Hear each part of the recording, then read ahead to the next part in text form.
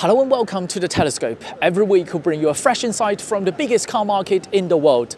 I always say that the biggest car market in the world, but just how big is it? Well, today is your chance to find out, because we are at the 2023 Shanghai Auto Show, the biggest auto show on planet Earth. Over 1,000 brands, over 360,000 square meters of floor space. You will see a lot of footage in this video that's not shot or doesn't feature me as a person in it, because a show this big is just impossible to cover for a single camera crew. So we have to borrow a lot of footage from our colleagues, put them all together and hopefully paint you a picture of just how immense this Shanghai Auto Show really is.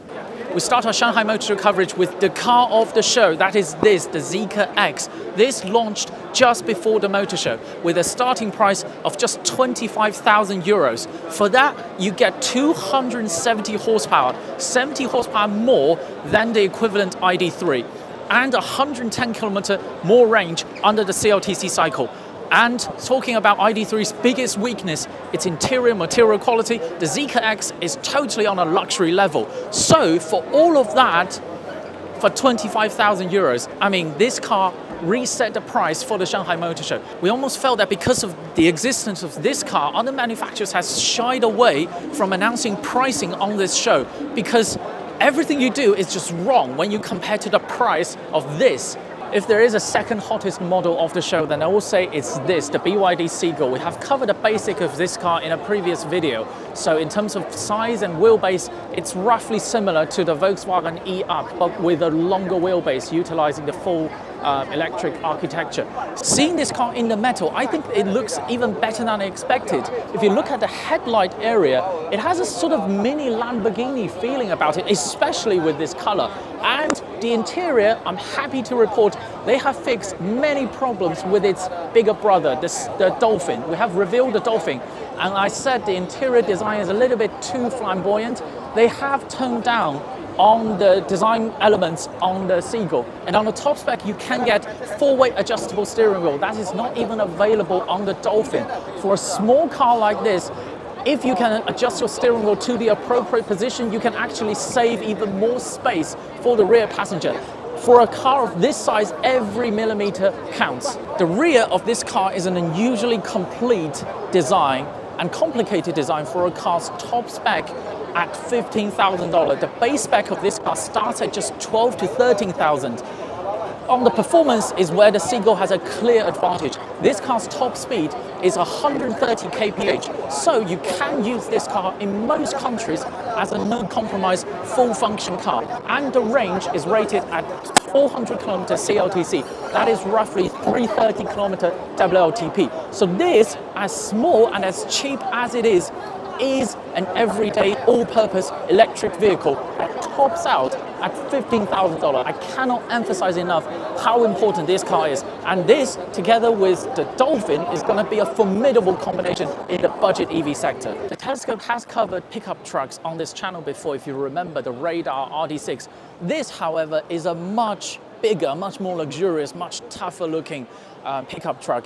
It doesn't have an English name at the moment. It's called the Mountain Sea Cannon. I know that doesn't make a lot of sense, but this car is a subdivision of the Great Wall Motor Corporation. They are also running a joint venture partner with BMW to produce the next generation Mini. So this has solid engineering background, okay? This, in terms of size and performance, is closer to the F-150. However, it is much, much more luxurious with so much chrome finish at the front. And as you can see in a minute, full leather interior, complete comfort, big infotainment screen, and just about every creature comfort feature that you would expect in a regularly priced SUV. However, this is a real pickup truck. We can go to the side and you can see if you kit this out completely, you can drive this car to almost anywhere, because it is not a pure electric vehicle. Where infrastructures are insufficient, you can still use petrol on this car. Now here's one car I've waited a long time to review. It's called the Avatr 11. This is a new brand formed by some serious players. We'll go through the details in the full review. The Avatr 11 is a coupe SUV that has a really upmarket interior. This interior excels with its design. It feels luxurious even with normal materials. You may have noticed the LiDAR on the side of the car. This car's autonomous driving solutions is provided by one of its serious backers, Huawei. Yes, the company banned in most Western countries. This is the only car outside the Xpeng I drove a while back to have assisted driving functions available in China right now. We have booked an Avatr 11 for full review, so stay tuned for that. This is the Deepal S7. Deepal is a brand actually formed by the same automaker behind Avatr, but this is 100% owned by them and positioned more towards the mainstream market. The S7 is the SUV version of the SL03 Saloon. The SL03 Saloon is a proven success for Deepal with over 8,000 units stable monthly sales. The S7 builds on that with the functionality of an SUV. This is yet another Tesla Model Y competitor, but is much more of a traditional upright SUV. And being Deepal, public expects the S7's price to significantly undercut Tesla.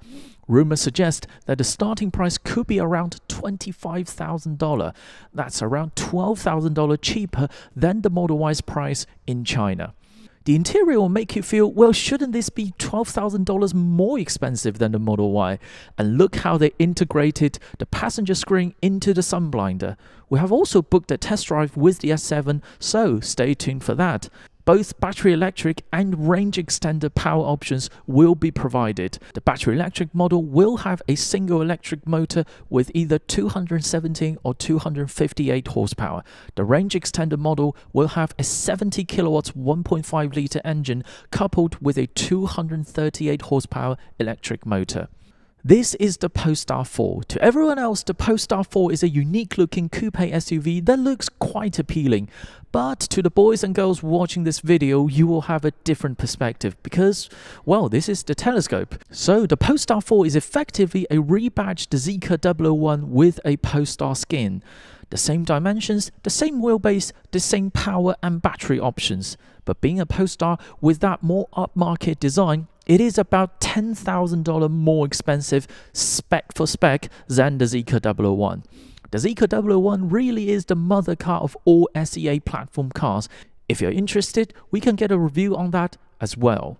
And that only covers a teeny tiny part of this year's Shanghai Auto Show. It really is a massive show, and arguably I am underprepared. I have not attended Motor Show as a journalist for years. Hopefully in future we can bring you a more comprehensive coverage of the auto show.